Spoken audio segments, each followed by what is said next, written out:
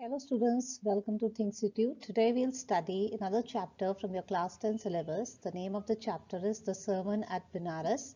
It is from your book First Flight. In this particular video, we'll be doing the line by line explanation of the chapter and the theme of the chapter. Now this story deals with Gautam Buddha. Now Gautam Buddha was born in 563 BC to King Shuddhodana. He was a leader of Sakya clan. That is why we also call Gautam Buddha as Sakya Muni. His mother's name was Queen Maya Devi. According to a Buddhist legend, the baby exhibited the marks of a great man. A prophecy indicated that if the child stayed at home, he was destined to become a world ruler. But if the child left home, however, he would become a universal spiritual ruler. So to make sure that the boy would be a great king and world ruler, his father isolated him in his palace. He was not allowed to move out of the house at all because his father did not want him to see any sort of suffering. But Buddha was a philosophical fellow even in his childhood. He was sent for schooling at the age of 12. Later, he was married to Yashodhara, a princess, at the age of 16, just after 4 years of schooling. They both had a son named Rahul. When he was around 25 years old, one day when he was going for hunting, he caught sight of a sick man, an aged man, a dead man's funeral procession, and a monk.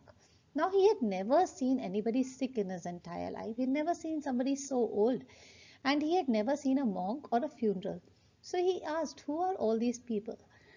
So when he came to know that everybody dies after a certain while, you become old also, you become sick as well. So he realized that this world is a home of sufferings, and what is the use of so much wealth if you can't save yourself from dying? So he left home in search of wisdom. He wandered for 7 years and later got enlightenment under a peepal tree, also known as the Bodhi tree or the tree of wisdom. And he himself came to be known as Buddha. So his actual name was Siddhartha Gautam. So after that, after gaining enlightenment, he called himself as Buddha, which means the awakened. He even began preaching his new realizations, and his first sermon was given in the city of Benares, the holy city. The city is known to be sacred as it resides on the banks of the river Ganga. It is believed to be the home of Lord Vishnu and Lord Shiva as well. The first sermon means preaching, जो first भाषण दिया था he gave was preserved and is famous till date. It is given below in this particular chapter. It gives a new perspective to a man's unending sufferings. If you understand the sermon well, you will understand that all these sufferings are part of life. So we have to accept them. So the sermon at Benares is the story of an unfortunate woman named Kissa Gautami. Now this lady had lost her only child. In her grief, she carried the dead body of her son from one place to another, asking for some medication so that the child will become alive. In the end, she came to Lord Buddha. She needed the medicine that would cure her son. Buddha asked her to bring him a handful of mustard seeds from a house where no one had lost a child, a husband, parent, or friend, or any relative. Kissa Gautami couldn't find a single house where some beloved one had not died in it. She understood that it was the fate of mankind. Death is inevitable. Nobody can avoid dying. The world is afflicted with death and decay. The wise don't grieve. He who has overcome all sorrows soon will become free from sorrow and be blessed. So coming to the line by line explanation of this particular chapter, the sermon talks about a lady named Kissa Gautami whose son had recently died. Struck with unending pain and sorrow, she took her son door to door requesting for a wonder drug that could bring his son back to life. Quite obviously, everyone thought that the lady had lost her ability to think clearly. Going on from door to door, she finally came across a man who couldn't offer any medicine but led her to Sakya Muni, that is the Buddha.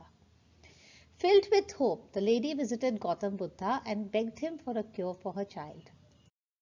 Just as the man said, Gautam Buddha had a solution.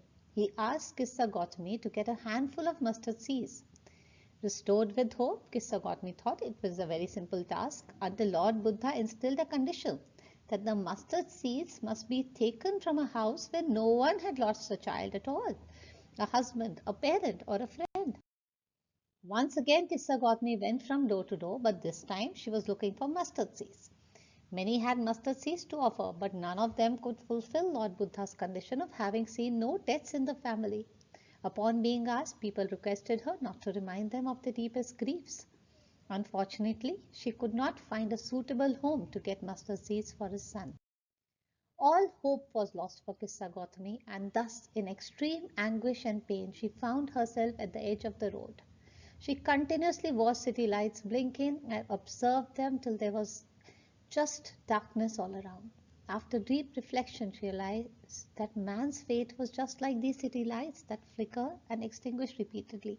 जैसे ये light जलती है बुझती है वैसे ही हमारी life भी is very is for a very short while. The cycle of birth and death is nature's way of working. Suddenly, she became conscious as to how selfish she had been in her sorrow that she did not realize that one who is born must rest eternally at one point of time as well. We men are just mortals, and the ones that are immortals have covered a path free from worldly pleasure. So, according to Lord Buddha, the life of mortals is troubled because they have not made peace with the fact that the one who is born must rest eternally. There is no way a living being can avoid facing death. Just like a ripe fruit is more prone to falling, an aged mortal is bound to die. We are all bound to die one day. Just like all earthen vessels break at some point, कोई भी मिट्टी का घड़ा हमेशा के जिंदगी में नहीं रहता. So do men. Whether old or young, foolish or wise, death leaves no one. So the only way death works is by withdrawing the person from the living world, that is, the person ceases to exist. No one has control over death. Neither a father can save his son, nor a kinsman his relative. Just like an ox is taken to the slaughterhouse to be killed, so does death do with mortals, leaving none behind. Thus, the one who knows this truth and doesn't grieve at his loss is the one has been called wise by Lord Buddha. So, dear children, do not grieve small little things. These are all part of life. Just accept it is the circle of life. When you're going through a low phase, there will be a time when the best phase will also come and life will be wonderful. Okay, if you like this video, do like, share or comment or subscribe. Thank you. Happy learning.